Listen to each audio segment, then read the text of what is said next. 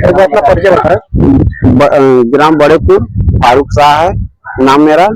क्योंकि नाली के लिए हम लोग बहुत गंदगी फैल रही है, नाली हमको चाहिए। सरकार से निवेदन है कि हमको नाली दे। नाली क्या जाते हैं अधिकारी, क्या कहते हैं? अधिकारी के हर जगह गए हैं, कोई सुनवाई नहीं हुआ है अभी तक।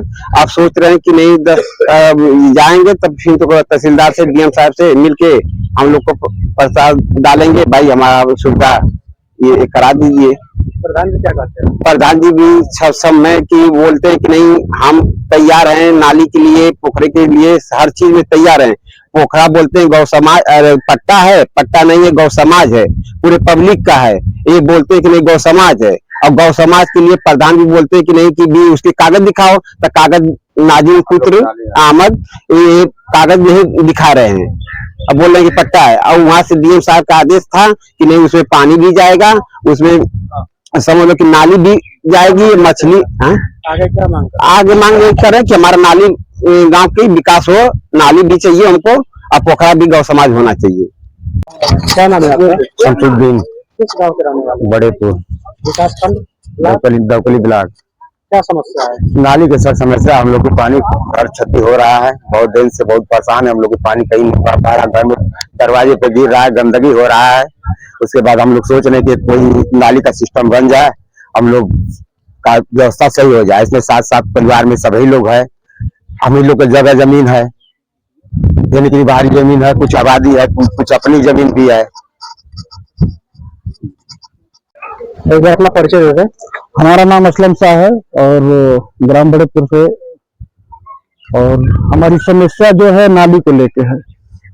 यहाँ से 60 मीटर की दूरी पे, 50 मीटर दूरी पे एक तालाब है, और पानी क्षतिग्रस्त हो रहे हैं, मकान खराब हो रहे हैं यहाँ से लेके मेन रोड तक।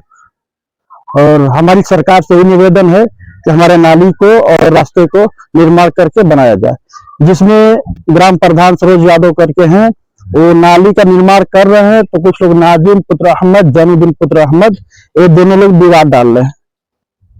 उन लोगों का कहना है कि नाली यहाँ बनेगी नहीं, बनने नहीं देंगे।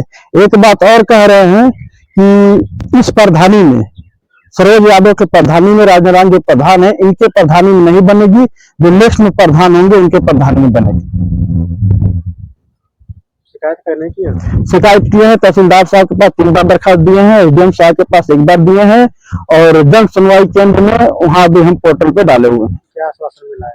अभी तक कोई कार्रवाई उस पर नहीं हुई है। आगे क्या रणनीति बनाएंगे आप लोग? आगे रणनीति यही बनाएंगे कि जितने लोग हैं सब लोग हम लोग तहसील में चलेंगे और एसडीएम साहब के पास अपना बयान देंगे, उनसे बताएंगे, अपनी बात को रखेंगे। दादी क्या नाम है आपका? राजिया। क्या समस्या है आप लोग की? हम लोग को भैया रास्ता में ये रास्ता है, हम लोग को नाली चाहता है। पानी निकलने के, घर में तो पानी निकलेगा क्या नहीं? क्या व्यवधान क्या पड़ रहा है?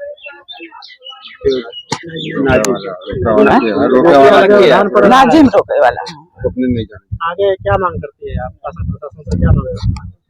नाली की मांग। हाँ, नाली की मांग। एक बार अपना परिचय दे दें। मेरा नाम राजनारायण यादव है, मैं ग्राम प्रधान पति ग्राम पंचायत बड़ेपुर। आपके ग्राम सभा में लोगों का आरोप है कि वहाँ पे जल जमाव की स्थिति है, पानी का निकासी कहीं नहीं है। इसको लेकर आपके द्वारा क्या कदम उठाया जा रहा है?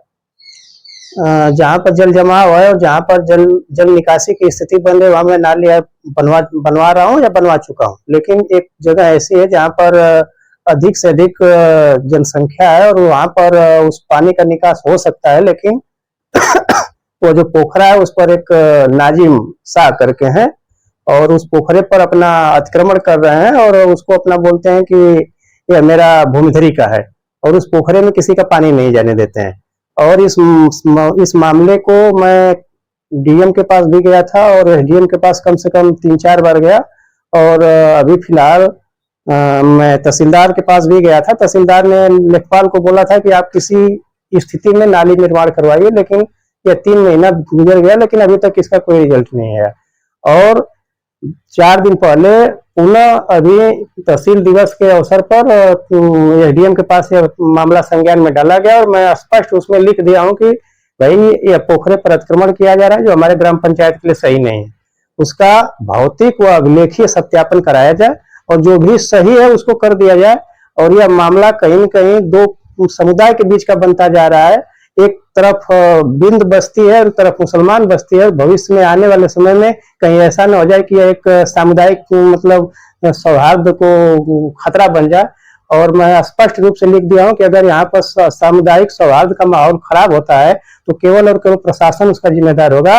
और मैं जितनी कागजी कार्रवाई किया हूँ सारा मेरा उसका अभिलेख मेरे पास है। लिखित रूप में किसको किसको दिया है ये? लिखित रूप में मैं पोखरे से संबंधित मामला को मैं डीएम के पास भी दिया हूँ, एसडीएम के पास 3 बार दिया हूँ और इसके बाद में आईजीआरएस भी डाला था 2 बार। इसके बाद जो मैं जो हमारे तहसीलदार साहब है उनको भी दिया हूँ और सबका रिकॉर्ड मेरे पास है। उन लोगों ने जो जो रिमार्क्स अपना दिया था वो सब रिमार्क मेरे पास है। लेकिन अभी तक मुझे लग रहा है कि या तो कहीं न कहीं प्रशासन इस पर लापरवाही बरत रहा है या जब कुछ हो जाएगा उसी समय प्रशासन जागेगा। वो जमीन है, पोखरे की जमीन कैसी है? वो आज के डेट में, आज के समय में उस जमीन की प्रकृति श्रेणी 6 की जमीन है। खतौनी में श्रेणी 6 की जमीन मछली पालन के लिए दिखा रहा है और वह बोलते हैं कि सन 83 में मुझे पट्टा हो गया है। तो मैं बार बार यही बोल रहा हूँ कि इसका अभिलेखी निरीक्षण कराया जाए और भौतिक निरीक्षण भी करा लिया जाए और दोनों में जो सही पाया जा रहा है, अगर किसी कारणवश उनका अगर पट्टा हो गया है और अभिलेख में वह सही है तो हमको कोई प्रॉब्लम नहीं है। लेकिन अगर पट्टा गलत हुआ है और अभिलेख में वह श्रेणी 6 की जमीन है तो उसको सार्वजनिक किया जाए जिससे गांव का हित हो सके। और उस पोखरे में अगर मत्स्य पालन किया जाए, तरीका से किया जाए तो कम से कम 2 या 3 लाख रुपए की हर साल मछली का मतलब कि मछली की तरफ से हमको राजस्व की प्राप्ति हो सकती है और यह ग्राम पंचायत के लिए बहुत बड़ी बात है। अगर सुनवाई नहीं होती है तो अगला कदम क्या उठाया जाएगा? मैं डीएम, एसडीएम, तहसीलदार सबके पास चला गया हूं। अब मेरा अगला कदम यह है कि मैं जितना कागजी कार्रवाई किया हूं उस कागज को मैं मुख्यमंत्री के कार्यालय में रजिस्टर्ड अपना पत्र भेजूंगा और मैं यही उम्मीद करूंगा कि मुझे जल्द से जल्द उसका निवारण हो।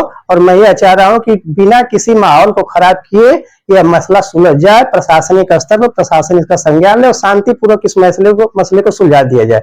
जैसा कि 2022 में होली के दिन एक बहुत बड़ा यहाँ पर मतलब माहौल खराब हो गया था। 2 पक्ष आमने सामने हो गए थे, हिंदू मुस्लिम का रियोट्स होने वाला था जो किसी तरह बचा लिया गया और यह मामला पूरे चौकी के संज्ञान में था। 5 चौकी की पुलिस यहाँ पर आ गई थी और यह मैं बार बार प्रशासन को बोल रहा हूँ कि इसको संज्ञान में लीजिए और मैटर को हल कराइए।